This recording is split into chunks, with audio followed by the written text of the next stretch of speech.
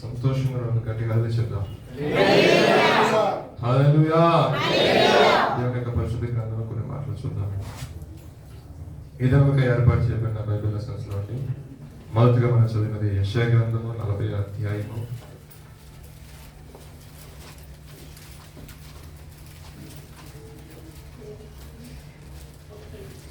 కొంచెం ముందు ఇక్కడ దయచేసి ముందు జరిగి కూర్చోండి.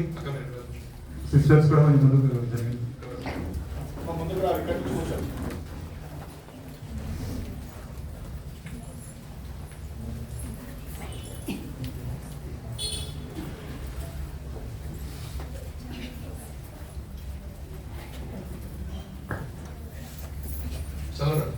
మీ దేవుడు సెలవిచ్చిన మాట ఏదనగా, మీ దేవుడు సెలవించిన మాట ఏదనగా, నా జనులను ఓదార్చుడి జనులను ఓదార్చుడి ఓదార్చుడి, యెరూషలేముతో ప్రేమగా మాట్లాడుడి ఆమె యుద్ధ కాలము సమాప్తమాయెను ఆమె దోషరుణము తీర్చబడెను.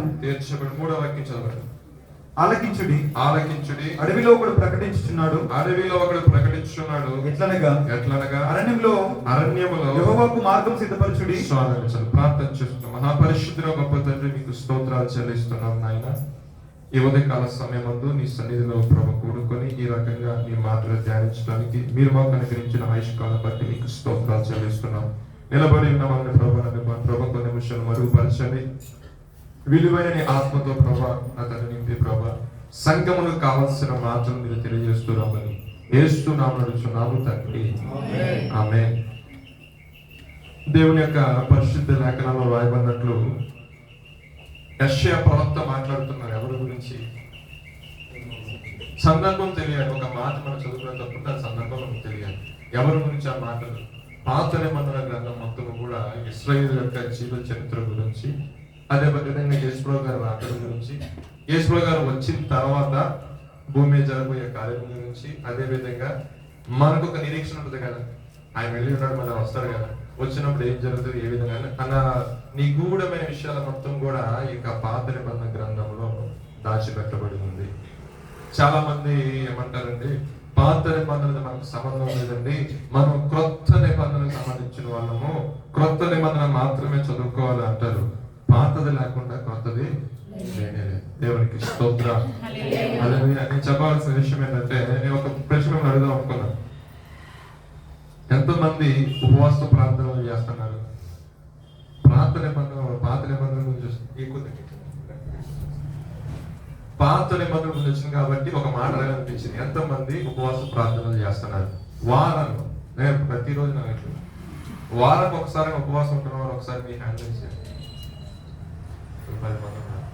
సరే, రోజుకి ఒక్కసారి నేను కన్నీటి ప్రార్థన చేస్తున్నాను.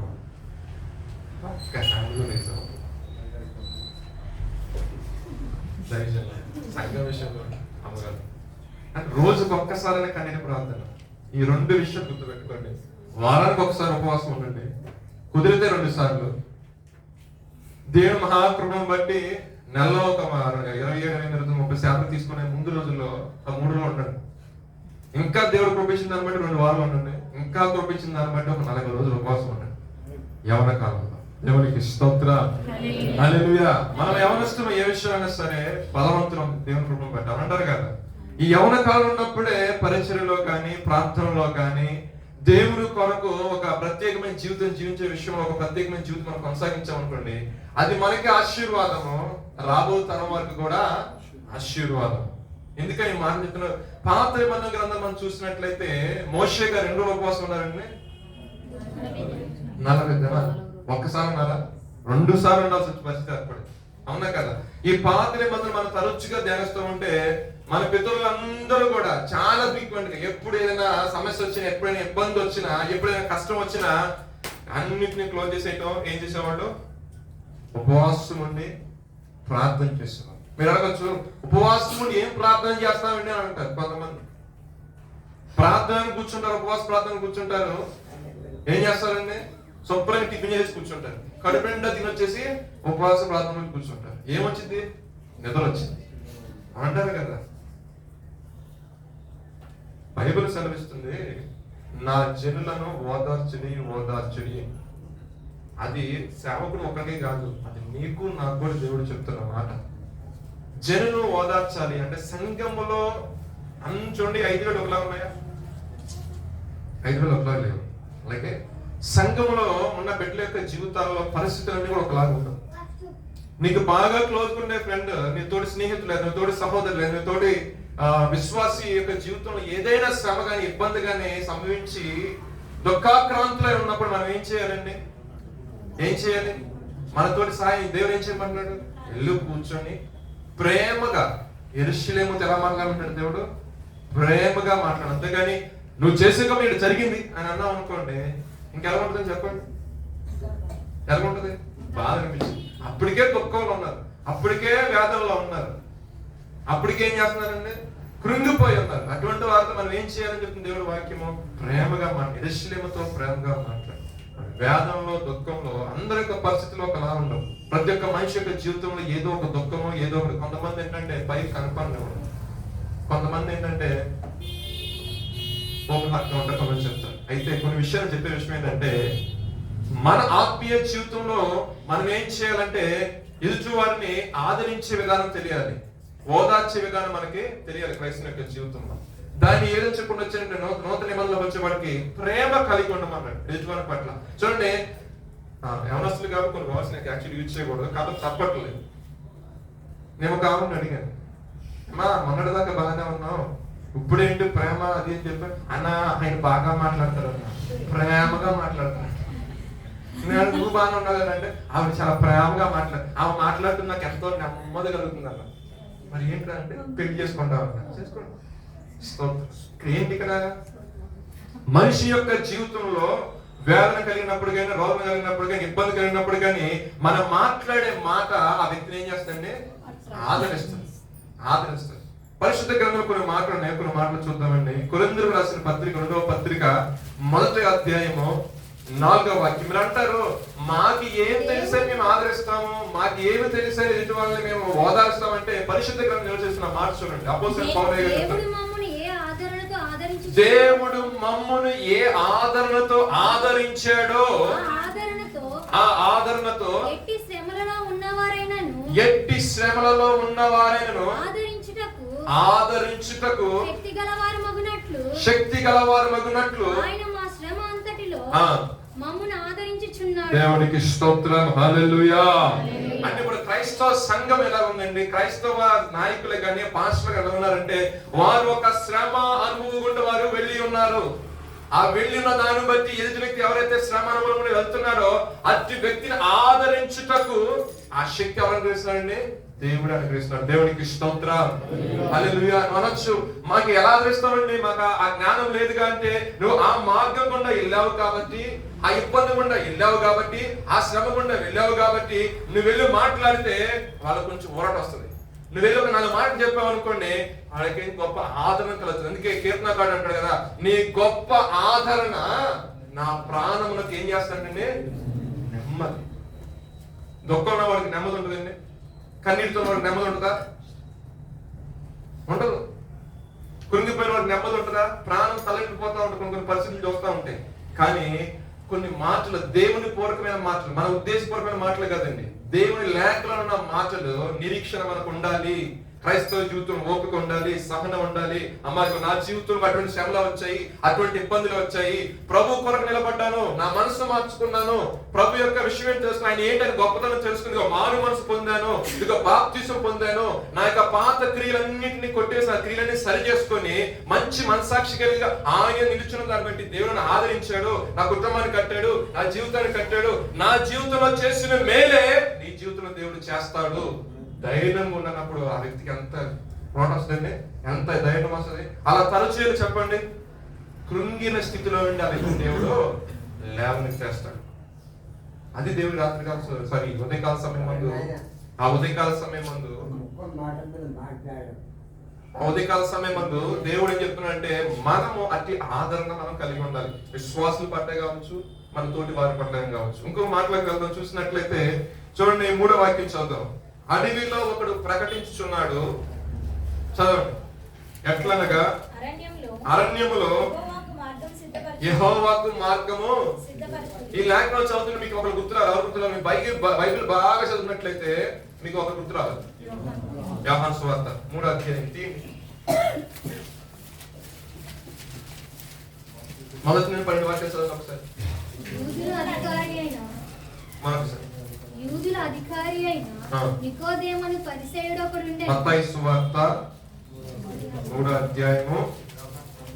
ఆ దినములయందు బాప్తిసమిచ్చు యోహాను వచ్చి పరలోక రాజ్యము సమీపించున్నది మారు మనసు పొందుడని యూదయ అరణ్యములో ప్రకటించుచుండెను.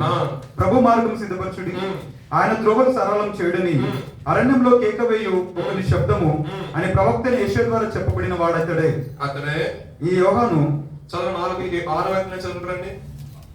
తమ పాపములను ఒప్పుకొనొచ్చు యోర్దాను నదిలో అతని చేత బాప్తిసం పొందుచుండిరి. అతడు పరిశీలనలోను సద్దుకైలలోను అనేకులకు బాప్తిసం పొందువచ్చుట చూచి సర్ప సంతానమా రాబో ఉగ్రతను తప్పించుకున్నటకు మీకు బుద్ధి చెప్పిన వాడెవడు? మారు మనసుకు తగిన ఫలం ఫలించుడి. ఫలించుడి. కాపాడి లేఖన భాగం చూసినట్లయితే ఈ యెరూషలేము గురించి దేవుడు మాట్లాడే ఎంతో ప్రేమగా యెరూషలేము అనగా సంఘమునకు వచ్చిన వారందరూ బాప్తిసం తీసుకున్న వాళ్ళ బాప్తిసం తీసుకున్న వాళ్ళు కూడా ఉన్నారు. బాప్తిసం తీసుకునే వారితో మనం ఇంకా ఎక్కువగా ప్రభు గురించి మాట్లాడినప్పుడు వారి యొక్క జీవితంలో ఏం కలగాలండి? మారు మనసు కలగాలి. మారు మనసు కలిగిన తర్వాత బాప్తిసం తీసుకోవాలి. బాప్తిసం తీసుకున్న అయిపోయిందని సరిపోదు. అక్కడ మనం ఏం చేయాలంటే ఫలించాలి. ఆత్మీయ జీవితంలో మనము ఫలించాలి. ఆ ఫలించే విషయంలో ఒకటే ఒక ధన్యత ఏంటంటే ఎదుటి వారిని ఓదార్చడం. దేవునికి స్తోత్రం. హల్లెలూయా. మనం ఎల్లప్పుడూ కూడా ప్రభువునందు ఆనందిస్తూనే ఉండాలి. ఎల్లప్పుడూ కూడా ఆయన కీర్తిస్తూ ఉండాలి. ఎల్లప్పుడూ ఆయన గురించి ఒక ధ్యానం కలిగి ఉండాలి. ఎల్లప్పుడూ ఆయన గురించి ఒక నిరీక్షణ కలిగి ఉండాలి. ఇక సంఘమును చూసినట్లయితే దేవుడు చదివిస్తున్న మాట, యెరూషలేము ఓదార్చబడింది, ఆమె యొక్క సమస్త దోషములు పరిహరించబడ్డాయి, ఆమెకి నెమ్మది కలుగుతుంది అని చెప్తాడు. అవునా కదా? దేవుడు సెలవిస్తున్న మాట. ఇవన్నీ జరుగుతున్నప్పటికీ కూడా ఆయన ఒక మాట చెప్తున్న మాట ఏంటంటే, నువ్వు మారు మనసు పొందాలి. నీ జీవితంలో నెమ్మది ఉన్నప్పటికీ, నీ జీవితంలో సమాధానం ఉన్నప్పటికీ, నాకు అన్ని బాగానే ఉన్నాయని అంటే, కానీ ఒకటి లేదు నీ జీవితంలో. ఏంటది? రక్షణ లేదు. రక్షణ. ఎంత భక్తి చేసి నువ్వు రక్షణ లేకుండా ఈ రాత్రి కాల సమయం కానీ లేదా ఉదయకాల సమయం వెళ్తే అయింది అనుకోండి. చెప్తున్నమాట. రాత్రి ఎందుకు వస్తుందంటే యాక్చువల్గా సాటర్డే ఈవినింగ్ మెసేజ్ తీసుకుంటాను నేను. అక్కడ రాత్రి ఈవినింగ్ చెప్పి తరచుగా రాత్రి వాదన చేస్తుంది. దయచేసి క్షమించాలి. చూడండి, రక్షణ లేని జీవితము వ్యర్థమైన క్రైస్తవ జీవితం మనం ప్రారంభించినప్పుడు ఒక శుభప్రదమైన నిరీక్షణతో దాన్ని ప్రారంభించున్నాం. అదేవిధంగా ముగింపు కూడా ఎలా ఉండాలండి? ఘనముగా ఉండాలి. నేను ప్రారంభించాను కదా, ఏదో మా నాన్నగారు భక్తి చేశారు కదా, మా అమ్మగారు భక్తి చేశారు కదా, ఇదిగో నేను కూడా ఆదివారం పూట నేను సంఘానికి వెళ్ళి అలా కనపడేసి 1-2 పాటలు పాడేసి దైవజన్ దగ్గరికి వెళ్ళి కానుక సమర్పించుకొని దైవజన్ దగ్గర నుంచొని చిన్న ప్రార్థన చేయించుకొని వచ్చేసాను అమ్మయ్య అనుకుంటానికి లేదు. నిజమైన మారు మనసును ఉండాలి. నిజమైన పశ్చాత్తాపంతో ప్రార్థన చేసుకోవాలి. దైవ చిత్తానుసారమైన దుఃఖం ఏం చేస్తుందంటే మారు మనసుని కలిగి చేస్తుంది. కొంతమందికి ప్రార్థన చేయమంటే పొడి పదాలతో ప్రార్థన చేస్తారు. కొంతమంది ప్రార్థన చేయమంటే ఏం చేస్తారంటే అబ్బో అసలు ఏ డిక్షనరీలో కూడా దొరకవు అటువంటి చక్క ఇంపైన మాటతో ప్రార్థన చేస్తారు. కానీ ఎవరైతే దుఃఖంతో కన్నీరు కారుస్తూ ఎవరైతే దుఃఖ స్వరంతో ప్రభు నా పరిస్థితి అని ప్రభు దగ్గర తమ హృదయాలను కుమ్మరించుకుంటారో నిజంగా చెప్తున్నా వారి యొక్క జీవితాల దేవుడు అద్భుతకరంగా కార్యాలు జరిగిస్తారు. ఇక్కడ చూడండి, సర్ప సంతానమా రాబోచున్న ఉగ్రతను తప్పించగలవాడు ఎవడు? దాని గురించి బోధించగలవాడు ఎవడు? సర్వ సృష్టి కూడా సువార్త ప్రకటించబడుతుంది. కానీ ఎంతమంది మారు మనసు పొందుతున్నారని మన సంఘంలో ఉన్నారు. చాలా మంది మారు మనసు లేని క్రైస్తవులు. కానీ భక్తి యొక్క జీవితంలో చూసినట్లయితే ఇంచుమించు 10-15 సంవత్సరాల నుండి క్రైస్తవులుగా దేవుడి సన్నిధికి వస్తున్నావు, వెళ్తున్నావు, కానీ బాప్తిస్మం అనేది నువ్వు తీసుకోలేదు. ఈరోజు దేవుడు అడుగుతున్నాడు, ఎందు నిమిత్తం బాప్తిస్మం నువ్వు తీసుకోలేదు? ఒకవేళ బాప్తిస్మం తీసుకుంటే వచ్చే పరిస్థితులను బట్టి భయపడి తీసుకోవట్లేదా? కానీ ఆయన అంటాడు మహా ఉగ్రత దినం అంట. మరి ఆ దినం వచ్చినప్పుడు ఎంతకంటే భయంకరమైన అగ్నిలో నువ్వు వేయబడతావు కదా. ఈ లోకంలో మనుషులను చూసి నేను బాప్తీసం తీసుకుంటే మా ఇంట్లో వాళ్ళు అనుకుంటారేమో, నేను మారు మనసు పొంది మంచి పరిశుద్ధమైన జీవితం జీవిస్తే నా తోటి స్నేహితులు నాతో కలవరేమో, నన్ను పిలవరేమో, విందులకి వినోదాలకి త్రాగులు నన్ను పిలవరేమో అని ఆగిపోతున్నావా? క్రీస్తుని వెంబడించే వ్యక్తి ఎలా ఉన్నారంటే లోకాన్ని పెంటగా పెంచాలి. లోకంలో ఉన్న క్రియలన్నింటినీ కూడా పెంటగా పెంచాలి. లోకానికి ఆ వ్యక్తి ఎటువంటి సంబంధం లేదు. పరిశుద్ధ గ్రంథం సెలవిస్తుంది. లేవికాండం, నేను ఒకసారి లేవికాండం 20 అధ్యాయము 26 వాక్యం ఒకసారి చదవండి. లేవికాండము 20 అధ్యాయం 26 వాక్యం. మరొకసారి చదవమ్మా. మీరు నాకు ఎలా ఉండాలి దేవుడు వాక్యం అండర్లైన్ చేసుకున్న మాటలు. మీరు నాకు పరిశుద్ధులై ఉండవలెను, యెహోవాను నేను పరిశుద్ధుడను, మీరు నా వారై ఉండునట్లు అన్యజనులలో నుండి దేవునికి స్తోత్రం. అందమైన గట్టి హల్లెలూయా చెప్పండి. హల్లెలూయా. దేవుడు సెలవిస్తున్న మాట ఏంటంటే నేను మిమ్మల్ని ఏర్పరచుకున్నాను కాబట్టి మీరు పరిశుద్ధ జీవితాన్ని కొనసాగించాలి, పవిత్రమైన జీవితాన్ని కొనసాగించాలి. ఇన్ని నిమిత్తంగా మీరేగా నాకు సాక్ష్యం సర్వ సమాజంలో. పిల్లలు వెళ్తున్నారంటే అమ్మో వాళ్ళకి ఎందుకంటే వాళ్ళ నుంచి మాట్లాడతారు, వాళ్ళు క్రైస్తవ పిల్లలండి, పరిశుద్ధులండి, పరిశుద్ధ జనాంగం అండి, దేవుని చేత ఏర్పాటు చేయబడిన జనాంగం అండి. సమస్తాన్ని పెంటగా పెంచి క్రీస్తు కొరకు నీతి నడుము కట్టుకొని లోక విషయాలు పక్కన పెట్టి లోక సంబంధంగా కాకుండా క్రీస్తు సంబంధంగా వారు జీవిస్తున్న వారి ఒక నిరీక్షణ ఉంది. ఆయన రాబోతున్నాడు కాబట్టి ఆ పరిశుద్ధమైన రాక కొరకు వారు కనిపెడుతుంది. జనము మనం గురించి సాక్ష్యం ఇవ్వాలి. దేవునికి స్తోత్రం. హల్లెలూయా. ప్రకటించబడుతుంది. రాబో ఉగ్రతను మీరు తప్పించబడాలంటే నమ్మి బాప్తిసం తీసుకోవాలి. ఎవరైనా సరే నమ్మి బాప్తిసం తీసుకోవాలండి. ఏదో పక్క వాళ్ళు చెప్పారు కదా, ఏదో రోగం వచ్చింది కదా, ఏదో ఇబ్బంది వచ్చింది కదా, ఏదో పుట్టుకుమని పాస్టర్ గా బాప్తిసం ఇచ్చింది, అందుకే పాస్టర్ ఉంటున్నాయి ఎవరు ఇక్కడ చర్చిలో. వేరే చర్చిలో ఏమిస్తారు కానీ ఇక్కడ ఖచ్చితంగా అబ్జర్వేషన్ ఉంటుంది. వీడు నిలబడతాడా లేదా, నిజమైన మారు మనసు ఉందా లేదా. మీరు అడగచ్చు అదేంటండి, కందకాయ కింద ఉన్న మహారాజు ఆయన వెళ్తున్నప్పుడు ప్రపంచంలో వెళ్తున్నప్పుడు పిలుపు వచ్చేసి బాప్తిసం ఇచ్చేసారు కదా, అటువంటి పరిశీలన ఏమి లేదు కదంటే అప్పటికే ఆ వ్యక్తి ఏం చేస్తున్నాడు, అప్పటికే ఆ వ్యక్తి ఆధ్యాత్మికత గురించి అన్వేషణ చేస్తున్నాడు. ఎవరు ఈ లేఖన భాగంలో ఎవరి గురించి చెప్పబడుతుంది, అన్వేషణలో ఉన్నాడు. అన్వేషణ ఉన్న వ్యక్తికి సపరేట్ గా కూర్చోబెట్టి కౌన్సిల్ చేసి బాప్తిసం తీసుకుని నడవాలని చెప్పవసరం. నీకు బాప్తిసం ఇవ్వడానికి సందేహం ఇక్కడ నీళ్లు ఉన్నాయి కానీ అడిగాడు. దేవునికి స్తోత్రం. హల్లెలూయా. ఆయన ఫిలిప్ గారు చూడటం వెంట ఆ యొక్క భక్తి జీవితం మొత్తం కనపడుతుంది. ఆయన ఒకటి లోటుగా ఉంది, వెంటనే తీసుకెళ్ళాడు, బాప్తిసం ఇచ్చిన ఆయన దాని ఆయన వెళ్ళి వారిద్దరు కలుసుకున్నట్టు కూడా ఎక్కడ లేదు పరిశుద్ధ గ్రంథం. దేవునికి స్తోత్రం. హల్లెలూయా. నిజమైన మారు మనసు కలిగి, నిజమైన పశ్చాత్తాపం కలిగి, నిజంగా దేవునికి ఇష్టమైన జీవిస్తే మనకి ఏది అవసరమో దేవుడు అవన్నీ కూడా మనకి సమకూరుస్తాడు. మనం వాటి కోసం ప్రత్యేకంగా మాకు ఇది ఇవ్వండి, అయ్యగారు మా కోసం ప్రార్థన చేయండి, మేము ప్రార్థన చేసే బాధ్యత మాకుంది, మేము చేస్తాము. కానీ ఆ ప్రార్థన ఎంతకు రావాలి అంటే, ఆ ప్రార్థన దేవుని మాకు మొరాలకి నీకు సహాయం చెయ్యాలి అంటే నీ హృదయం తెరవబడాలి అనుకో. ఆయన డోర్ దగ్గరికి వచ్చి నాకు చేస్తాను, నీకు ఎప్పుడు తెలుస్తాను. ఇప్పుడు కూడా దేవుడు ఇతనే మాట్లాడుతున్నాడు, ఇంకా బాప్తిసం తీసుకోవాలని. నాకు వ్యక్తిగత జీవితం నుంచి ఒక 2 మాటలు చెప్తాను. బాప్తిసం తీసుకోక ముందు ఎంతో రోత జీవితం, ఎంతో ఇబ్బందికరమైన జీవితం, ఎంతో దౌర్భాగ్య స్థితి. ప్రభుని తెలుసుకొని పరిపూర్ణంగా 21 సంవత్సరాలు ఈ పెంతెకోస్తు చర్చికి వెళ్ళాను. 18 సంవత్సరం బాప్తిసం ఉండే పాస్టర్ గారు అడిగితే ఏదో కారణం చేత అప్పుడు డిలే అయితే మళ్ళీ 3 సంవత్సరాలు నాకు ఇబ్బంది కలిగింది బాప్తిజం తీసుకోవడానికి. 21 సంవత్సరం బాప్తిజం తీసుకున్నాను. అక్కడ నుంచి నా యొక్క MCA స్టడీ స్టార్ట్ చేసిన కానీ దేవుడు బాప్తిజం తీసుకున్న తర్వాత నాకు తెలియకుండా నేను మోకరించడం స్టార్ట్ చేశాను. నాకు తెలియకుండా కన్నీరు కాల్చడం మొదలుపెట్టాను. నాకు తెలియకుండా ఒంటరి జీవితం అలవాటు చేసుకున్నాను. ఇదివరకు ఫ్రెండ్స్ ఉండేవాళ్ళు, ఇదివరకు అందరూ స్నేహితులు, ఉన్నట్టుండి ఫ్రెండ్స్ అందరూ కూడా నాకు దూరం అయిపోయారు. నేను వాళ్ళకి ఏ హాని చేయలేదు, నన్ను రావద్రా బాబు అన్నట్టు విధానం స్టార్ట్ చేశారు. దగ్గర ఎక్కడ ఎంత వాళ్ళతో ఇముడుగా వెళ్ళినా కూడా నన్ను పిల్లకుండా ఎక్కడ వెళ్ళిపోయేవాడు. ఎలా చాలా బాధ, ఎంతో దుఃఖం వస్తూ ఉండేది. ఏంటి ప్రభు అని.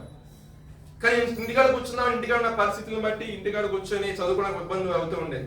సరే అని చెప్పేసి దేవుని మందిరానికి అలా కూర్చొని ప్రార్థన చేసుకుంటా. ఇక ఒంటరితనం నా యొక్క ఇంచుమించు 10 సంవత్సరాలు ఒంటరితనం అనిపించారు నా జీవితంలో.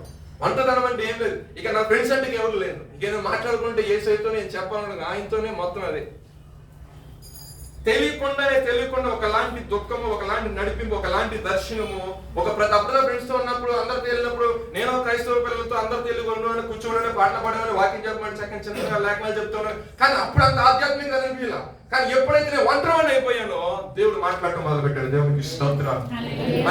నేను ఒంటరిగా ఎప్పుడైతే ప్రార్థన చేస్తూ కన్నీరు కాస్తూ ప్రభు మీద ఆనుకుని జీవించడం మొదలు పెట్టానో ఆయనకు నీ కొరకు సిద్ధపరిచిన మార్గం ఇది, నువ్వు తినకుండా వెళ్ళు. ఏదో ఒక దైవజనుడి ద్వారానో లేదా ఆ ప్రాంతంలో వచ్చిన సేవకుడి ద్వారానో ప్రతి జీవత్నాయ్ గారు ఏ విధంగా వచ్చి వాక్య పరిచయం చేస్తారు. ఆ విధంగా సువార్త నిమిత్తం గ్రామాలు తిరిగే సేవకులు మా పల్లెటూరులో బాగుండేవాళ్ళు. వాళ్ళు వచ్చి మాట్లాడేవారు. ఒకసారి అయితే నా కొరకు సిద్ధపరిచి మా అమ్మగారు దాచిపెట్టిన ఆహారం, కాలేజీ నుంచి వస్తాడు, వాడికి ఆహారం పెట్టాలి, మళ్ళీ ఈ రైస్ అయిపోతే మళ్ళీ సాయంత్రం వెళ్ళి షాప్కి వెళ్ళి కొనుక్కొచ్చి మళ్ళీ వండాలి కదా, సరే వాడు ఉదయం నేను తినాలి అని చెప్పేసి నా కోసం సపరేట్ కొంచెం రైస్ పెట్టుంటే సువార్త పరిచయం నిమిత్తం గ్రామాలు తిరుగుకుంటూ వచ్చిన దైవజనుడు ఇక్కడ అడిగాడు, అమ్మా ఇక్కడ ఎవరన్నా యేసు క్రీస్తుని అంగీకరించున్నారు అంటే ఆ చివరి అసలు మూల ఆ ఇల్లు చూసారా తాటకిల్లు, వాళ్ళు ప్రార్థన చేసుకుంటారు. మరి వాళ్ళతో మీరు మాట్లాడి వాళ్ళు ప్రార్థన చేసుకుంటారు. సేవకుడు వచ్చాడు, కుటుంబాన్ని మొత్తం చూశాడు. చూసిన తర్వాత చిన్న ప్రార్థన చేశాడు. ప్రార్థన చేసిన తర్వాత అమ్మా ఉదయం అనగా మేము బయలుదేరాము పరిచయంలో అన్ని గృహ దర్శనం దేవుడు ఎందుకనో ఇక్కడ భోజనం చేయమంటున్నాడు, ఆహారం పెట్టాడు. సిద్ధపరిచిన ఆహారం ఎవరికి? మా అమ్మగారు సందిగ్ధంలో మరి ఇప్పుడు నా కొడుకు పెట్టాలా, వాక్యం చెప్పడం వచ్చిన దైవజనుడికి పెట్టాలా? ఇప్పుడు ఈ అన్నం పెట్టామనుకో వాడికి కరెక్ట్గా అదే టైంకి వస్తాడు, ఇప్పుడు వాడికి ఆహారం పెట్టాలి. ఆయన భోజనం చేస్తా ఉన్నాడు, పాపం వాక్యం చెప్పాడు, ప్రార్థన చేసి ఆయన భోజనం చేస్తా ఉన్నాడు. అంతా నేను బస్సు వచ్చింది, దిగేసి వచ్చాను. అప్పుడు మన ఉదయం బ్రేక్ఫాస్ట్ ఇంటికి ఉంటుంది కదా అని చెప్పేసి నేను చక్కగా అదే మాత్రం వచ్చేసాను. నేను వచ్చేసరికి ఇక పాస్టర్ గారు పాపం ఆయన భోజనం చేస్తున్నాడు. భోజనం చేసేసరికి చూసి ఆయన లాస్ట్ లో ప్రార్థన చేసి అన్నాడు, నీకు ఏ ఆహారం అయితే మీ అమ్మ సిద్ధపరిచారో ఆ ఆహారం నేను తినేశాను. ఇది మొదలుకొని నువ్వు ఎక్కడికి వెళ్ళినా నీకు ఆహారం విషయంలో దేవుడు ఎక్కడ తక్కువ చేయడు. దేవుడికి స్తోత్రం. హల్లెలూయా. నిజంగా అండి ఆ సంవత్సరం వరకు కూడా మా పంట విషయంలో చాలా ఇబ్బందులు పడ్డాము. ఆ సంవత్సరం అనుకోని విధంగా వర్షాలు బాగుపడినాయి. 10 బస్తాలు 20 బస్తాలు పండే ధాన్యము 47 బస్తాలు ఫస్ట్ టైం 47 బస్తాలు ధాన్యం పండింది. ఇంట్లో ఇప్పుడు యుద్ధంకు దైవజనం వచ్చినా ఎప్పుడు వచ్చినా దాంట్లో రిజర్వ్ చేసాం. దేవుడు ఎందుకంటే ఆకలి కొనే వారికి ఆహారం ఆయన నోరు తెరిచి ఎందుకని అడిగాడంటే అమ్మా ఇక్కడ ప్రభు భోజనం చేయమంటున్నాడు. నిజంగా జీవితంలో దేవుడు ఆ విధంగా నేను బాప్తిసం తీసుకున్నారు. కొన్ని పరిస్థితులు వచ్చినాయి. ప్రభు ఒంటరిగా మీరు అనుకోవచ్చు, నేను ఒంటరిగా ఉన్నాను కదా, నేను ఒక్కడే ఉన్నాను కదా, నా తోటి వారందరూ విడిచేశారు కదా. దేవుడు నీతో ఏదో మాట్లాడాలనుకుంటున్నాడు. దేవుడికి స్తోత్రం. హల్లెలూయా. కనిపెట్టు ప్రార్థన. ఎందు నిమిత్తం నాకు ఈ జీవితంలో ఒక్కొక్కసారి ఒంటరితనం వస్తుంది. యవనస్తులు ఉన్నా మీరు ఇప్పుడు ఒంటరిగా ఉన్నారా, ఇద్దరు ఉన్నారా అంటే నేను డౌట్ వచ్చారు కదా.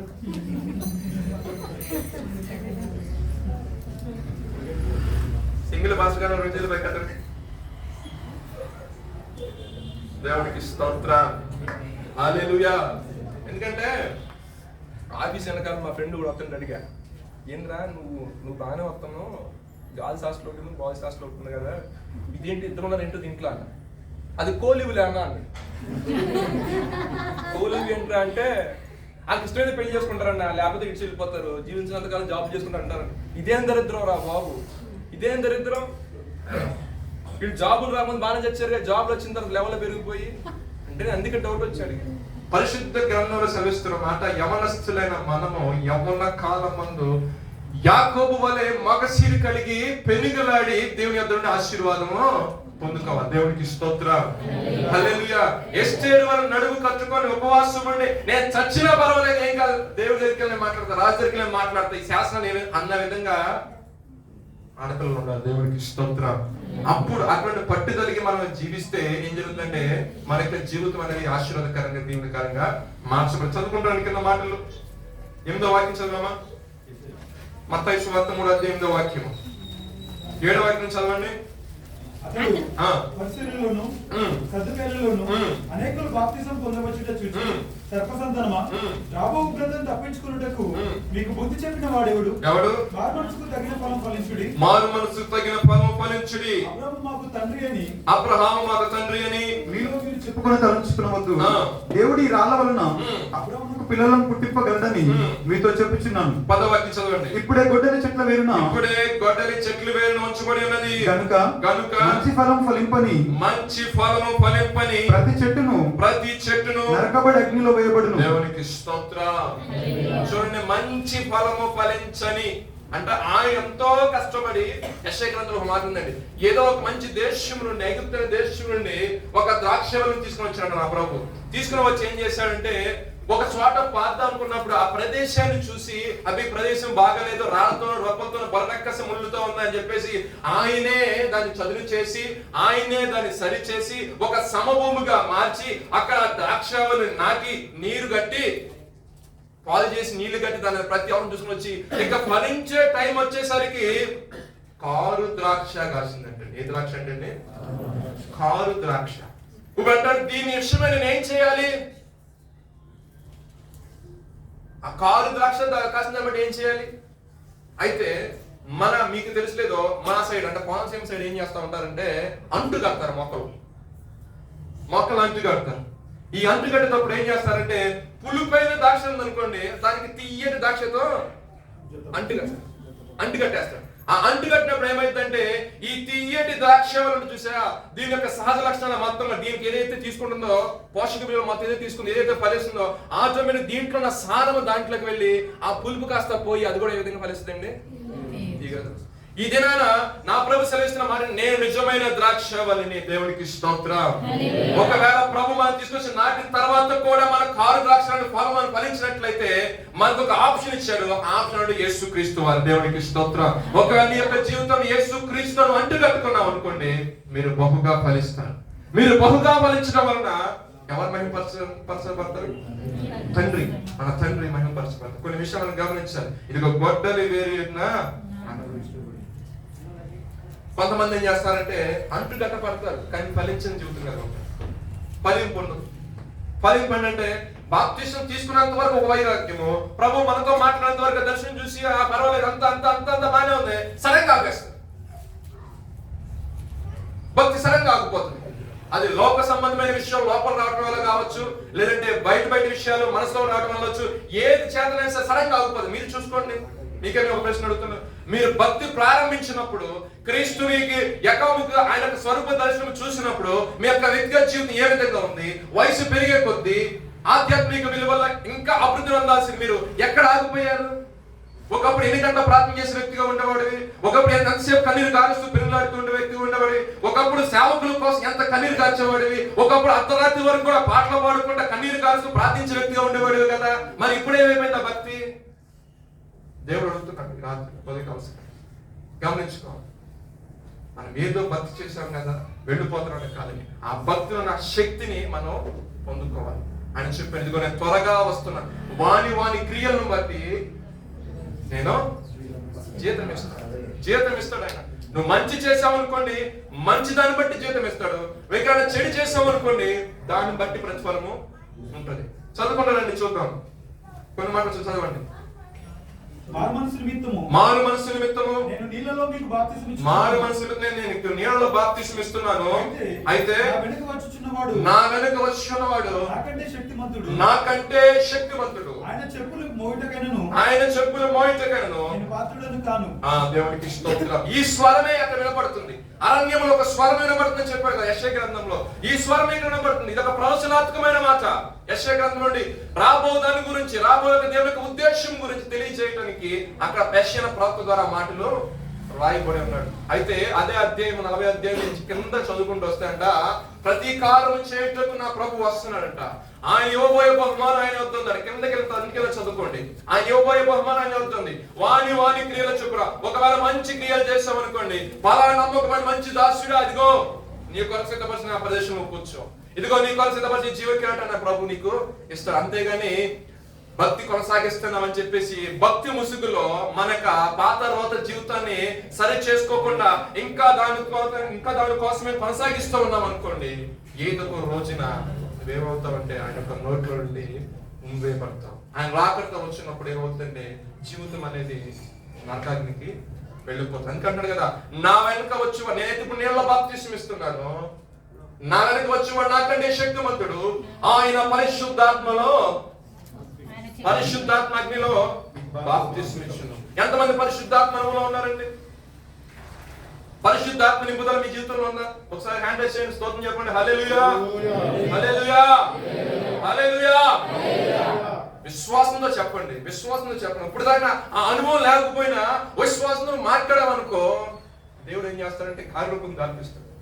మీరు అడగచ్చు, పరిశుద్ధాత్మతో ఉంటే ఏంటండి? శరీరాత్మ ఏం చేయాలి చెప్పండి? మీకు ఇప్పుడే అర్థం, మీకు చెప్తున్నా. మీరు పరిశుద్ధాత్మలో ఉన్నారో శరీరాత్మలో ఉన్నప్పుడే తెలిసిపోతుంది మీకే ఈజీగా. శరీర కార్యాలు చదవండి, గలతీ రాసిన పత్రిక చదవండి ఒకసారి త్వరగా. శరీర కార్యములు స్పష్టమై ఉన్నవి, అవేమనగా జారత్వము, అపవిత్రత, కాముకత్వము, విగ్రహారాధన, అభిచారము, ద్వేషములు, కలహములు, మత్సరములు, క్రోధములు, కక్షలు, భేదములు, చదవండి, విమతములు, అసూయలు, మత్తతులు. ఇంకా చాలా వస్తాయి, టైం లేదు. కానీ వీటిల్లో కానీ మీరు ఉన్నారనుకోండి, మీ మీద పరిశుద్ధాత్మ పనిచేయట్లా.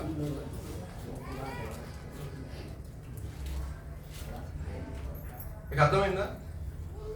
వీటిల్లో ఏదున్నా సరే దాన్ని ఏమని చెప్తుంది పరిశుద్ధ గ్రంథము? శరీర కార్యములు, శరీరానుసారమైన మనసు. అది దానికి ఏముంటాయి? ఇవన్నీ ఉంటాయి. ఇప్పుడు ఆత్మఫలాలు చదవండి ఒకసారి. అయితే ఆత్మఫలం ఏమనగా ప్రేమ, ఒక పరిశుద్ధాత్మ మీలో ఉంటే చదవండి. ప్రేమ, సంతోషము, సమాధానము, దీర్ఘశాంతము, దయాళత్వము, మంచితనము, విశ్వాసము. చాలు సార్, ఈ ఫస్ట్ 5 చాలండి మనకి. ప్రేమ, సంతోషము, దీర్ఘశాంతము, దయాళత్వము, మంచితనం. ఇక 5 పెట్టుకోండి. ఈ 5 ఉన్నాయా? చిన్నప్పటి నుంచి స్టార్ట్ చేసాం భక్తి, బాప్తిసాలు తీసుకున్నాము, పరిశుద్ధాత్మ ఆ వర్షిప్ టైంలో అసలు ఆత్మతో నింపబడుతున్నాం. సరే రైట్, అంతవరకు బాగానే ఉంది. కానీ మన బయటకు వెళ్ళిన తర్వాత వ్యక్తిగత జీవితం యొక్క సాక్ష్యం ఏ విధంగా ఉంది? అది కదా అన్నిటి చూసేది, అది కదా దేవుని అన్ని ప్రజలు చూసేది. నోరు తెలిస్తే బూతులు, ఎదుటోడు ఆశ్రయించబడి సాయించండి మనసు, అసూయ, ఇవన్నీ దేవుడిలో ఉన్నాయండి. యేసుప్రభు గారిలో ఉన్నాయా? యేసుప్రభు గారిలో ఒకటి ప్రేమ. దేవునికి స్తోత్రం. అందుకే సింపుల్ గా మాట చెప్పండి, నిన్ను వారిని పొరుగు వారిని ప్రేమించు. ఇప్పుడు అన్నగారిని ఎంతో ప్రేమించారు కాబట్టి ఒక విషయం చెప్తాను. నిన్నటి దినాన్ని మేము ఏలూరు అమ్మ వాళ్ళ చెల్లి గారు చెప్తాను. నాకైతే మా ఇంటికి అంటే ఇష్టం లేదు. ఎటు వచ్చాం కదా త్వరగా వెళ్ళిపోదాంలే అన్నంటారు. రాక ఇంత దూరం వచ్చావరా, ఎంతో దగ్గరే కదా, ఒక గంటలో అయితే వచ్చేస్తాం కదా, ఏలూరు వరకు వెళ్ళాం కదా, అదంతా 50 కిలోమీటర్లుగా వెళ్ళొద్దామంటారు. నాకేమో మళ్ళీ ఇంటికాడ ఉన్నారు కదా, మరి భార్య పిల్లలు అందరం చూసుకోవాలి, బాధ్యత ఉంది కదా. లేట్ అయితే మళ్ళీ ఏంటో పరిస్థితి, త్వరగా వెళ్ళిపోవచ్చు అని ఆలోచన. కానీ అన్నంటారు, పాత సంవత్సరం వచ్చాము, దేవుని ప్రేమ కలిగి ఉన్నామా? ఏ ప్రేమ అండి? దేవుని ప్రేమ కలిగి ఉన్నాం. ఇంత దూరం వచ్చిన మనము హౌస్ విజిటింగ్ లాగానే సరే వెళ్ళి వద్దాము. నిజంగా ఆ ప్రాంతం మేము వెళ్ళాము, ఇంటికి వెళ్ళాము, చక్కగా వాళ్ళందరూ అనుకున్న దేవుని గురించి 4 మాట చెప్పారన్నా. వ్యక్తిగత జీవితాలు కొంచెం సరి చేసుకోండమ్మా, బాగా మీరు ఆత్మీయంగా ఎదగండి, దైవజనుడు తమ విధానం ప్రభు ఇచ్చే పరిశుద్ధాత్మ ప్రేమ బట్టి కొన్ని మాటలు అక్కడ మాట్లాడడం జరిగింది. అసలు ప్రేమ లేకపోతే 10 జాతులు పోతామంటారు కదా. నేను చెప్పింది అర్థమైందా? ప్రేమ గురించి ఒక మాట చెప్తాను. ఇప్పుడు నా ఫ్యామిలీ విషయం ఆయన కేర్ తీసుకున్న అవసరం వచ్చింది అంటారు కదా. మీకు అర్థమైందా? దేవుని యొక్క ప్రేమ, దేవుని యొక్క ప్రేమ, ఆత్మ సంబంధమైన ప్రేమ. వెళ్దాము, అమ్మతో ఒక మాట మాట్లాడదాం, వాళ్ళు సంతోషిస్తారు మనం చూసిన దాన్ని బట్టి. వాళ్ళతో నాకు మాట్లాడమని అనుకో, నేను కూడా చూసి ఒక సంవత్సరం నా మ్యారేజ్ అప్పుడు వచ్చారు పాస్టర్ గారు మా ఊరు, వాళ్ళు సంతోషిస్తారు. కానీ వెళ్ళాము, దేవుని మహాకృపను బట్టి మాట్లాడే వాళ్ళు ఎంతో సంతోషించారు ఆ విషయంలో. మనం తిరిగేమో, ప్రయాణం చేసాము, దేవుని మహాకృపంలో వచ్చి. ఇక్కడ సందర్భానుసార విషయం చెప్పండి, దేవుని యొక్క ప్రేమ అండి. నిన్ను వాళ్ళని పొరుగు వారిని ప్రేమించాలి. మనము దేవుని యొక్క ప్రేమలో ఉన్నాం అనుకోండి, దేవుని యొక్క స్వరూపంలో మనం మార్చబడుతూ ఉన్నాం అనుకోండి, దేవుని యొక్క గుణాతిశయం మనం ప్రచురణ చేస్తా ఉన్నాం అనుకోండి, ఆటోమేటిక్ గా మన యొక్క జీవితం ఎటు వెళ్ళిపోతా ఉంటది? వ్యక్తిగత జీవితం వెళ్ళిపోతా ఉంటుంది దేవుని. అందుకే ఏ దైవజనుడు చెప్పే మాట, మీరు పరిశుద్ధ గ్రంథాన్ని బాగా చదవండి, బాగా చదవని చెప్తున్నారంటే ఆ పరిశుద్ధ గ్రంథం పరిశుద్ధంగా మార్చింది. నమ్మరు చెప్పండి. హల్లెలూయా. పరిశుద్ధ గ్రంథం తరచుగా చదవనప్పుడు మనలో ఉన్న పాపాన్ని అది చేస్తే బయట వేస్తా ఉంటది. అర్థంలో చూపిస్తుంది. పక్కన ఎవరు చూపించాల్సిన, పక్కన ఎవరు చెప్పవసరలా. ఇప్పుడు చెప్పారు శరీర కార్యాల్లో కూడా ఈ శరీర కార్యాలు లిస్ట్ చేసుకోండి. ఆ శరీర కార్యాలు ఉన్న విషయాల్లో ఏదైనా ఉందంటే ఆటోమేటిక్ నీకు అర్థమైపోవాలి. ఇంకా నేను శరీరాన్ని సరైన మనసుని కలిగి ఉన్నానేమో, దేవునికి ఇంకా వ్యతిరేకంగా జీవిస్తున్నానేమో. ఒక ఆత్మఫలాలకు వచ్చావు. ఆత్మలకు వచ్చేసరికి కంపేర్ చేసుకో. ప్రేమ ఉందా నాలో, సంతోషం ఉందా, దీర్ఘశాంతం ఉందా, ఓర్పు సహనం ఉందా, ఎదుటి ప్రేమించే హృదయం ఉందా, మంచితనం ఉందా? ఎవరికి ఎన్ని లేవు. కొంచెం ప్రోగ్రెస్ కొంచెం పెరిగింది, దేవునికి స్తోత్రం. అలాగా కనీసం ప్రోగ్రెస్ లేనివాడిని దేవుడు ఏమంటే, ఇదిగో గొడ్డలి వేరే దగ్గర ఉంది, నువ్వు మారు మనసు తగిన ఫలంగా నువ్వు ఫలించుకుపోయావు అనుకో, కొట్టి వేసి తీసుకెళ్ళి ఎక్కడ పడేస్తాడు దేవుడు. దేవునికి స్తోత్రం, హల్లెలూయా. పరిశుద్ధ గ్రంథంలో నుండి ఒక శ్రేష్టమైన మాట ఉంది, ఒక మాట చూద్దామండి. యోహాను రాసిన పత్రిక 14 యోహాను సువార్త 14 అధ్యాయం 23 వాక్యం చదవండి. ఒకడు నన్ను ప్రేమించిన యెడల నా మాట గైకొను. తర్వాత అప్పుడు నా తండ్రి వారిని ప్రేమించును, మేము అంటున్నాడు. ఆయన ఎవరన్నారు? ఆయన ఒక్కడేదంట, అందరూ వచ్చేస్తారంట నీ దగ్గరికి. నువ్వు అనుకోవచ్చు, అయ్యా నువ్వు అన్న ఒంటరి కుటుంబం కదయ్యా, నేను దిక్కులో ఉన్నాను కదా ప్రభా. నువ్వు ఆయన ప్రేమించు, ఆయన ఆజ్ఞ కట్టడంలో విధులు గైకోను. దేవుడు మొత్తాన్ని అందరితో నేను కూర్చోబెడతారు. దేవుడికి స్తోత్రం, హల్లెలూయా. అసలు ఆయన ప్రేమించడమే చేస్తాను నీకు. నాకు మిగతా అందరూ ప్రేమించాలి, ఎవరు పట్టించుకోవట్లేదంటే అది కరెక్ట్ కాదు. ఫస్ట్ ఆఫ్ ఆల్ నువ్వు ఆయన్ని ప్రేమించు. ఆయన ప్రేమిస్తున్నా అని చెప్తే నేను నోట నేనే ప్రేమిస్తున్నాను వేసాయా అంటే ప్రతి ఒక్కరు అంటారు, బయట కూడా అంటారు. మాకు యేసుప్రభు అంటే ఇష్టమేనండి, ఆయన పుట్టు కూడా పెట్టుకున్నాం, ఆయన కూడా దండ పెడతాం, మేము ఆయన కూడా నమస్కారం చేస్తాం. ఆడు ప్రేమిస్తాడు. మీకు అర్థమైందమ్మా నేను చెప్పిన మాట క్లియర్ గా. మాకు యేసుప్రభు అంటే ఇష్టమండి, పెట్టేవాళ్ళు పుట్టు మేము కూడా పక్కన, మరి ఆడు ప్రేమిస్తాం. కానీ ఇక్కడ లేఖనం తెలుస్తుంది, ఒక్కడు నన్ను ప్రేమించిన యెడల ఆ వ్యక్తి ఏం చేయాలండి? ఆయన యొక్క ఆజ్ఞలను, ఆయన యొక్క కట్టడలను గైకొని ఆ ప్రకారంగా నడుస్తున్న వ్యక్తి ఎంతకంటే సాక్షాత్తు యేసు ప్రభు వారే మాత్రమే కాకుండా తండ్రి కూడా వచ్చేస్తానంటే దేవునికి స్తోత్రం. నేను అంటాను, నేను ఒంటరిగా ఉన్నాను, మమ్మల్ని ఎవరు చూడలేదు, మేము దిక్కులేని వారు ఉన్నాం ప్రభు అని బాధపడిన అవసరం. ఆయన ప్రేమించి ఎవరిని ఎట్ట సమకూర్చి ఎట్ట జుట్టుబట్టులాగా ఆయన వాక్కొస్తాడు. దేవునికి స్తోత్రం. ఎవరు ఎలా మాట వినిపియాలో ఆయన చేస్తాడు, అది ఆయన వదిలేసి. అంతేగాని కొనుక్కుంటా ఉన్నాం అనుకోండి, అది క్రైస్తవ లక్షణం కాదు. మనకు ఒక ధైర్యం ఉంది, మనకు ఒక నిరీక్షణ ఉంది. మన బోధించే సేవకులే కానీ, మనకి నాదున్న సేవకులే కానీ, వాళ్ళ ఒక పోరాటం మంచి పోరాటం వారు పోరాడారు. వాళ్ళకి ఒక నిరీక్షణాస్పదం ఉంది, ఏంటంటే మా ప్రభు మాకేది తక్కువ చేయడు, మేము ఆయన కలిగి ఉన్నాం కాబట్టి సమస్తం ఆయన మాకు సమృద్ధిగా ఇస్తాడు అని ఒక విశ్వాసం కలిగి ఉన్నాం అనుకోండి, 100% ఏమవుతుంది గుర్తొస్తాం. ఒక మాట చెప్పేస్తాను మీ గురించి, ఆయన మాకంటే ముందు, అంటే నేను 2013లో వచ్చాను. ఫిలిప్ అన్న గారు ఒక మేనత్ గారు ఉన్నారు, సరళం గారు. ఆవిడ ఉన్నప్పుడు ఆయన సేవల పరిచయంలో ఉన్నారు. రాళ్లతో కొట్టబడ్డారు, సువార్త ప్రకటించారు, అన్ని విధాలా బాగానే ఉంది. ఇప్పుడు ఆయన ఎప్పుడు అంటారు, నా భార్య నాకంటే ముందు చనిపోయింది, నాకు బిడ్డలు ఎవరు లేరు. అవునా? ఆయన ఎవరిని బట్టి ఒక నిరీక్షణ కలిగి ఉన్నారు? దేవుని బట్టి నిరీక్షణ కలిగి ఉన్నారు.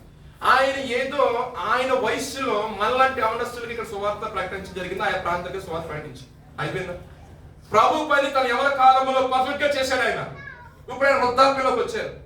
ఏదో అనివార్య కారణం వల్ల కాలు కొంచెం జారి పడిపోయి, కొంచెం తుంటి దగ్గర నింపడి ఆపరేషన్ చేయించారు, తన సెట్ అవ్వలేదు, ఇబ్బంది పడుతున్నారు. కానీ దేవుడు ఆయన గురించి ఆలోచించలేదా? ఒక మాట చెప్పండి, ఆలోచించారు లేదా? ఎవరినో పెడితే వీడికి ఏ బుద్ధి ఉండదు, దీనికి ఎక్కడ దైవ చేయండి, ఆయనకి ఒక కుమారుడికి ఇచ్చేసాడు. దేవునికి స్తోత్రం, హల్లెలూయా, హల్లెలూయా. ఏ వ్యక్తి కానీ, ఏ విశ్వాస కానీ హృదయంలో ఏమైనా ఆలోచన ఉంటుందేమో, కానీ దైవజన హృదయం కల్మషం ఉండదు. ఎంతటి ఘోర పాపం వచ్చేసరి ప్రార్థన చేయమంటే ప్రార్థన చేస్తాడు దైవజనుడు, ప్రభు ఈ దోషం కొట్టి పాపను కొట్టి. అదే విశ్వాసం చేయమనండి, చేస్తే అది వచ్చింది ఎవరా చెప్పి ఫోన్ చేసి, నేను ఆలోచన ఆ వచ్చిన అక్కడ మన మీద ఎగిరిందిగా, ఇప్పుడు చూడు ప్రార్థన చెయ్యి అనుకుంటూ వచ్చింది దగ్గరికి. స్తోత్రం, హల్లెలూయా. కానీ దైవజనుడు అలా చెప్పడండి, సేవకు ఎప్పుడు అలా చెప్పడం. అంత కడుపు పెట్టుకుంటాయి, అంత మనసులో పెట్టుకొని ప్రభు దగ్గర ఎత్తుకొని ప్రార్థన చేస్తుంటాడు. ప్రభు చెప్పవలసిన సందర్భం ఒకటే, నువ్వు నా ప్రభువును కలిగి ఉన్న ఆయన ప్రేమను నిలుచున్నావు అనుకోండి, ఎంత మందిని సార్ నడిపిస్తాడు దగ్గరికి. ఎంత మందిరైనా సరే ఎంత నడిపిస్తారు, ఆయన సమర్థుడండి. నువ్వు ఆయన కట్టడానికి. అందుకే మోషే ఒక మాట చెప్పాడు, అరే బాబు నేను ఇంత జనంగా నడిపించానంటే నేను ఆయన కట్టలను, ఆయన విధులను గైకులను కాబట్టి, దేవుడు నన్ను చూశాడు కాబట్టి ఆయన ప్రేమించాడు, ఇంత సర్వ సమాజం నడిపించాడు. మళ్ళీ ఇంత సర్వ సమాజాన్ని పాలు తెలుగు ప్రపంచ దేశం నడిపించాలి అంటే నీ జ్ఞానం సరిపోదు, నీ యొక్క తలంపులు సరిపోవు, నీ యొక్క ఆలోచన సరిపోవు. నువ్వు రా అన్నంత రావటం ఏంటో ఆయన 2 చేతులు పెట్టి ఆశ్రయించినప్పుడు ఆయన జ్ఞానాత్మకుడు అయ్యాడు. అయిన తర్వాత దేవుడు యెహోషువతో మాట్లాడటం మొదలు పెట్టాడు. దేవుడు నీతో మాట్లాడంటే దేవుడితో ఒక నిబంధన నువ్వు చేయాలి, ఓ ప్రత్యేకమైన నిబంధన చేయాలి. ప్రభువా నీతి కొద్దిగా ఒక నిబంధన చేస్తున్నా, నా బ్రతుకును మార్చుకుంటాను, నా జీవితాన్ని మార్చుకుంటాను, మారు మనసు తగిన ఫలం నేను ఫలిస్తాను. ప్రభువా నన్ను కొట్టివేయొద్దు. నా మీద ఆధారపడిన చాలా మంది ఉన్నారు, నా కుటుంబంలో ఉన్నారు. ప్రభువా ఇక నేను ఏదో ఉద్యోగం చేస్తానని, నా ద్వారా నా కుటుంబం సంతోషంగా జీవిస్తానని ఆశతో వచ్చిగో లోక సంబంధ విషయాలు నా మీద ఆధిపత్యం చేస్తున్నావు. ఇదిగో ఉదయకాలం ప్రార్థన చేసుకుంటున్నా, ఇదిగో నిబంధన నీతో చేస్తున్నా, లోకాన్ని విసర్జిస్తున్నా. దేవునికి స్తోత్రం అని నువ్వు తీర్మానం కలిగి బలమైన ప్రార్థన యోధుడుగా నువ్వు మారి కన్నీటితో నువ్వు ప్రార్థన చేస్తూ ప్రభు యొక్క పాదాలను తడపావనుకో. ప్రభు అంటాడు ఈమె అధికంగా ప్రేమించిందంట. ఏమైనా చేసిందేనావా? వచ్చి పాదాల మరి ఏడ్చిందావా? అవునా కదా? ఆయన భోజనానికి వెళ్ళినప్పుడు పాపాత్మైన స్త్రీ వచ్చి ఆయనకి ఏమైనా చేసిందా? ప్రభు పాదాల బట్టి ఏడ్చేసి ఆ పురులతో ఆయన పాదాలు తుడిచినంత మించి ఏం చేయలేదు కదా? అవునా కదా? ఆయన ఏమన్నాడు ఆ మాటకి? ఈమె విస్తారమని ప్రేమించింది. అంటే నువ్వు కన్నీటి ప్రార్థన చేస్తున్నావు అంటే ఆయనకు లోపడుతున్నావు, ఆయన కట్టెలకు ఆయన విధులు లోపడుతున్నావు. కన్నీటి ప్రార్థన నీ జీవితం లేదంటే నీ జీవితం మోడుబారిపోయింది, నీ జీవితం పండగ మార్చబడింది, నీ జీవితంలో జరిగిందే పర్వాలేదు అనుకునే స్థితిలో నువ్వు ఉన్నావు. కన్నీటి ప్రార్థన నీ యొక్క స్థితిని, యొక్క బ్రతుకుని మారుస్తుంది. దేవునికి స్తోత్రం. హల్లెలూయా. ప్రార్థన చేసేటప్పుడు మామూలు ప్రార్థన చేయండి, ఓ వస్తూనే ఉంటాయి. ఒక్కసారి కన్నీటి ప్రార్థన చేయండి, మాటలు తగ్గిపోతాయి, కన్నీరు పెరిగిపోతూ ఉంటది, దుఃఖం వస్తూనే ఉంటది, ప్రభు బాగా కలుగుతూనే ఉంటావు, ఒప్పుకలు వస్తూనే ఉంటది. అది చేసిన ప్రభు చేసిన ప్రభు. ప్రార్థన అయిన తర్వాత ఒక దేవుడు గొప్ప తృప్తిని ఇస్తాడు. దేవునికి స్తోత్రం. నీ కన్నీటి అంతటిని కూడా నాకు కళ్ళలో నువ్వు కాచే ప్రతి కన్నీటి బొట్టుకి నేను లెక్క చూస్తా, లెక్కేస్తా. వేదన కలిగించారా? ఇబ్బంది కలిగిస్తున్నారా? నొప్పి కలిగిస్తున్నారా? కారుస్తున్న కన్నీరు కార్చి, ఎంత కన్నీరు కన్నీరు కార్చు. ప్రతి ఒక్క కన్నీటి బొట్టును బట్టి మనిషి తిప్పుతాడండి దేవుడు. దేవుడికి స్తోత్రం. ఈ తల్లిదండ్రుల నుంచి ప్రార్థన చేస్తున్నావా? రక్షణ లేని ప్రార్థన చేస్తున్నావా? కుటుంబంలో వైఖరిని చూసి వ్యక్తిగతంగా విరోధ భావంతో ఉన్నారా? వారి కోసం కన్నీరు కార్చున్నావా? నా ప్రభు సమస్తాన్ని చూస్తున్నాడు. నువ్వు కన్నీటిని కార్చావు కదా, ఒక దినాన్ని ముఖం నవ్వుతాడు. అసలు దేవుడికి స్తోత్రం. ఆ వ్యక్తులు మారుతారు, జీవితం మారుతుంది, పరిస్థితులు మారుతాయి. నువ్వు ఆశించినట్లే దేవుడు చేస్తాడు. అప్పుడు అంటావు కన్నీటితో ప్రార్థన చేశాను, సంతోషకరమైన పంట కోసుకున్నాడు. దేవునికి స్తోత్రం. హల్లెలూయా, హల్లెలూయా. 16:24 ఒకసారి చదవండి, ముగించుకుందాం. యోహాను సువార్త 16:24. ఇది వరకు మీరేమీ నా పేరట అంటే నా నామములో మీరు అడగలేదు. మీ సంతోషము అడగలేదు. అదేమన్నా చేస్తాం, మీ సంతోషము పరిపూర్ణమగునట్లు అడుగుడి. మళ్ళా చదవండి అన్నమాట. మీ సంతోషము పరిపూర్ణమగునట్లు. ఇది వరకే దగ్గర చదవమా. ఇది వరకు మీరేమీ నా పేరట అడగలేదు. ఇది వరకు నా పేరట ఏది అడగల. ఇప్పుడు అడిగే దమ్ము నీకుందా? ఇచ్చే ధైర్యం అనుకుంది. దేవుడికి స్తోత్రం. హల్లెలూయా, హల్లెలూయా. దేవుడు అంటున్న మాట ఇప్పుడు దాకా మీరు సక్రంగా అది ఇది కన్ఫ్యూజన్ లో కాసేపు కాసేపు ప్రభా ఇగో లాస్ట్ బ్యాక్ లో ఉన్న సబ్జెక్ట్ అయినా క్లియర్ అయిపోవాలైనా, ఇదిగో ఇంటర్వ్యూకి వెళ్తున్నాను ప్రభా, ఇదిగో సెలెక్ట్ అయితే లేదు ప్రభా, ఇదో ఫస్ట్ అటెంప్ట్కి వెళ్తా. విశ్వాసం ఏదా నీకు? సబ్జెక్ట్ క్లియర్ చేసుకోవాలని కాసేపు ప్రార్థన చేస్తావు, ఇంటర్వ్యూకి తాత్కాలికంగా వెళ్తున్నాను ఆయన అంటావు. ఒక ప్రత్యేకమైన విధానంలో ప్రభుని అడగమంటాడు. ఇది వరకు మీరు ఏది కూడా పర్ఫెక్ట్ గా అడగలేదు. మీ సంతోషము పరిపూర్ణమైనట్లు అంటే ఫుల్ఫిల్ కంప్లీట్ అయినట్లుగా ఇప్పుడు మీరు అడగండి, నేను మీకు ఇస్తాను. దేవునికి స్తోత్రం. ఎంతమంది అడగడానికి ఇష్టపడుతున్నారు? ఒకసారి మీ గృహస్థాలు చూపించండి. దేవుడు మిమ్మల్ని విస్తారంగా ఆశ్చర్యించి మీ సంతోషం పరిపూర్ణం చేయను గాక. ప్రార్థన చేసుకుందాం. సమయం అయితే ప్రార్థన చేసుకుందాం.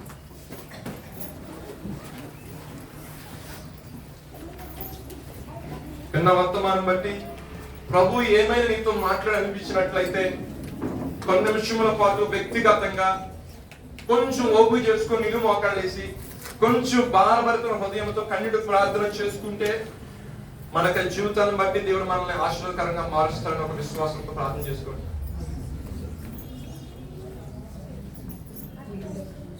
ప్రార్థన చేసుకోండి. వ్యక్తిగతంగా ఎవరికి వారు. ఇది మాట్లాడుకోవడానికి సమయం కాదు. ఇప్పుడు దాకా ప్రభు నీతో మాట్లాడాలనిపించినట్లయితే, వర్తమానం ప్రభు నాతోనే మాట్లాడని అనిపించినట్లయితే ఇప్పుడు అడుగుతున్నాను ప్రభా, నా యొక్క సంతోషం పరిపూర్ణమైనట్లు నన్ను మీరు ఆశీర్వదించండి. అడుగుతున్నాను ప్రభా, రక్షణ కోసం ఎదుగుతున్నాను ఆయన, నిజమైన మారు మనసు నాకు కలిగి చేయండి. ఇదిగో వేదనతో దుఃఖంతో ఉన్న నన్ను నా జీవనంలో ఓదార్చుడి అంటూ నాకు ఓదార్పును గురించిన మాటలు మీ మాతో మీరు మాట్లాడారు. నిజంగా మనుషులకు చెప్పుకోలేని బాధ వేదన నాలో దాగి ఉంది. ఎవరికి చెప్పుకున్నా అయా చులకంగా చూస్తారు, హేళన చేస్తారు. అయా నా తండ్రి బజారులో ఎండగడతారు ప్రభా. కానీ సర్వం ఎరిగిన సర్వేశ్వరుడైన నీతోనే ప్రభా నా బాధ నా వేదనని ఇదిగో నీ నామం గంత కొరకు నీ పేరు పెట్టబడిన ఈ సంఘములో ఈ పరిశుద్ధ స్థలములో నా కన్నీటిని కారుస్తున్నాను ప్రభా. ఇదిగో ఆ విషయంలో నలిగిపోతున్నాను ప్రభా, ఆ విషయంలో నేను కృంగిపోతున్నాను తండ్రి. నిజమైన ఓదార్పును కలిగి చేయు దేవుడవు నీవే, నిజమైన ప్రభా సంతోషాన్ని కలిగి చేయు దేవుడవు నీవే. అయా నా తండ్రి, అయా నా ప్రభా, నీ గొప్ప ఆదరణ నా ప్రాణానికి నెమ్మది కలిగజేస్తుంది ప్రభా. నాకు నెమ్మది కలగాలంటే నీ యొక్క ఓదార్పు కావాలి నాయన, నీ యొక్క ఆదరణ కావాలి తండ్రి. ఇదిగో యవన కాలం ఉంటున్నాను ప్రభా, నా కుటుంబం నా గురించి ఆలోచిస్తుంది. అయ్యో నా బిడ్డ, ఇదిగో నా కుమారుడు అంటూ ప్రభా నా కుటుంబం ఆలోచిస్తుంది. అయా ఆశ ఎదురు చూస్తున్నారు ప్రభా, నేను ఏమన్నా ఫలిస్తానా, ఒక ఉద్యోగ వృత్తి గాని అయా ఆత్మ సంబంధమైన జీవితంలో గాని ఏదైనా కొంచెం ఫలింపు వైపు వెళ్తారా అని తల్లిదండ్రులు ఎదురు చూస్తున్నారు ప్రభా బిడ్డల గురించి ప్రభా. అయా వారి విషయాలు మీ కృప చూపించండి నాయన. అయా సంఘంలో ప్రార్థిస్తుండగా, అయా వేదన కలిగి ప్రార్థిస్తుండగా, రోదన కలిగి ప్రార్థిస్తుండగా, కన్నీటితో ప్రార్థిస్తుండగా వారి జీవితాల్లో సంతోషం పరిపూర్ణమైనట్లు వారి కొరకు కొన్ని మార్గాలు తెరవండి ప్రభు. అయా ముందెన్నడూ వెళ్ళని ఒక నూతనమైన మార్గములో మా యవన చెల్లెల్ని, మా యవన అయా సహోదరుల్ని నడిపించండి ప్రభా. అయా అనేక మందికి ఆశీర్వాదకరంగా దీవెనకరంగా ఉన్నట్లు వారి జీవితాలు ప్రభా. ఆశతో ఈ పట్టణానికి వచ్చారు ప్రభా, ఆశతో ఈ హైదరాబాద్ ప్రభా ఆయా ప్రాంతానికి వచ్చారు ప్రభా. అది ఉద్యోగ నిమిత్తమే కావచ్చు, చదువు నిమిత్తమే కావచ్చు, అయా వ్యాపార నిమిత్తమే కావచ్చు, ఆయా పనుల నిమిత్తమే కావచ్చు. కానీ ఒక శ్రేష్టమైన సంఘంలో, సత్తువ గల సంఘంలో ఉత్తమ ద్రాక్షావళి నీతో మీరు అంటుకట్టున్నారు తండ్రి. వీరు నీలో బహుగా ఫలించినట్లుగా, వీళ్ళు బహుగా ప్రభా నీలో ఆనందించినట్లుగా, అయ్యా నీ నా మహిమకంగా ఈ బిడ్డలు జీవించినట్లుగా వీరి జీవితంలో ఆశీర్వాదం కుమ్మరించబడుగాక నా తండ్రి, ఆశీర్వాదం కుమ్మరించబడుగాక, ఆకాశవాకులు విప్పబడుగాక నా తండ్రి. కార్యము జరిగిస్తురండి ప్రభు, మీకు వందనాలు ప్రభా. అయా నా తండ్రి చేస్తా అన్నవారు ప్రభా, అయ్యా చేయకుండా తీశారు ప్రభా. సహాయం ఉంటున్న వ్యక్తులు ప్రభా చేతులు ఎత్తేశారు ప్రభా. అయ్యా వారు వచ్చి మాకు సహాయం చేస్తారని చూస్తున్న వ్యక్తులు ప్రభా రాకుండా ఆగిపోయారు. నిజమైన నిరీక్షణ, నిజమైన సహాయము, నిజమైన ఆదరణ, నిజమైన ఓదార్పు నీవే సన్నిధిలో వారు ప్రార్థిస్తుండగా అయా మనుషుల వైపు చూసి అయా నా తండ్రి మోసపోయినారు ప్రభా. అయా గనుల వైపు చూసి అయా నా తండ్రి అయా వేదనవుతున్నారు ప్రభా. అయా నా తండ్రి అనేక మార్లు అవమానించబడ్డారు ప్రభా. ప్రభా ఇదిగో నిన్ను ప్రేమిస్తూ ప్రభా నీ ఆ మాటలు నీ కట్టలు విధులు కైకొన్న వారుగా ఈ ఉదయ కాల్సిన వారి జీవితాలను సరి చేసుకుంటూ అయా నా తండ్రి పాత నూతన జీవితాన్ని విడిచిపెట్టి ఇదిగో ప్రభా ఇదిగో నీతో ఒక నిబంధన వారు చేయబోచుండగా ప్రభా ఆ నిబంధన మీరు చూడండి ప్రభా. వ్యక్తిగతంగా ప్రభా వారు నీతో నిబంధన చేయబోచుండగా పరిశుద్ధాత్మపూర్ణుడిగా వారు మీరు తాకండి నాయన. స్తోత్రాలు ప్రభా. నీదైన అభిషేకంతో వారు మీరు తాకండి, నీదైన అభిషేకంతో వారు తాకండి, నీదైన ఓదార్పు వారు కలిగి చేయండి.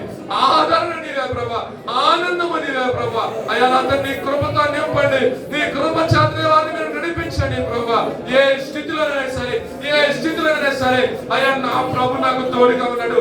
మనుషులు నా వైపు చూసినప్పటికీ చూడకపోయినప్పుడు, మనుషులకు సహాయం చేసినప్పటికీ చేయకపోయినప్పటికీ నా నిరీక్షణాస్పదము నేను నమ్ముకున్న నా దేవుడే, నా రక్షణ శృంగం నా దేవుడే నాకు సహాయకుడు అని వారితో దృఢమైన విశ్వాసం వారిని కొనసాగించినట్లు అయ్యా వారిని నీ ఆత్మతో నింపండి ప్రభు, నీ ఆత్మతో నింపండి నాయన, నీ సహాయంతో నింపండి నాయన.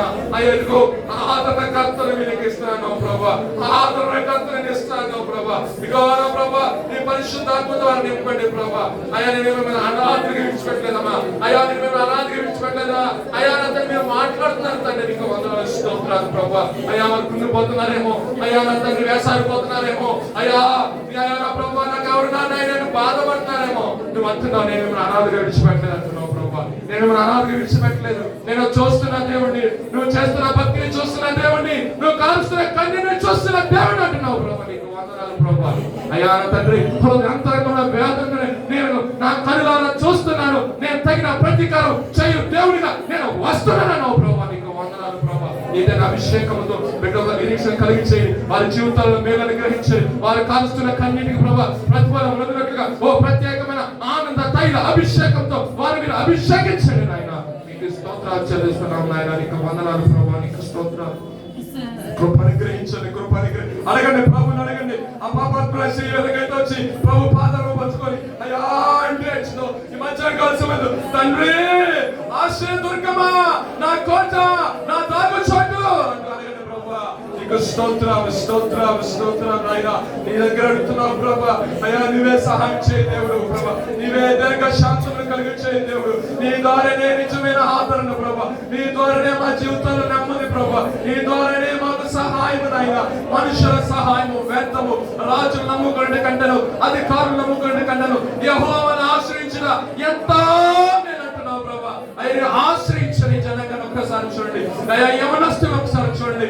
అయ్యా యవన ఇచ్చవై వెళ్ళిపోకుండా, యవన విషయాల్లో పడిపోకుండా, యవన కార్యంలో ప్రభా శరీర కార్యాలను పడిపోకుండా క్రీస్తు అనే బండ మీద వారి జీవితాన్ని స్థిరపరచుకొని నీ కొరకు ప్రభా సంగమ కొరకు అయ్యా నా తండ్రి అయ్యా ఒక స్తంభంగా నిలబడినట్లుగా నీ సహాయం దయచేయమని ప్రార్థిస్తున్నాం నాయన. మీరు మాత్రమే తెలుసుకొని మీరు మాత్రమే గంట పొందుకోమని మా ప్రభువును మీ ప్రియకుమారుని యేసుక్రీస్తు వారి పరిశుద్ధమైన నామములో అడిగి వేడుకలు ప్రార్థిస్తున్నాము తండ్రి.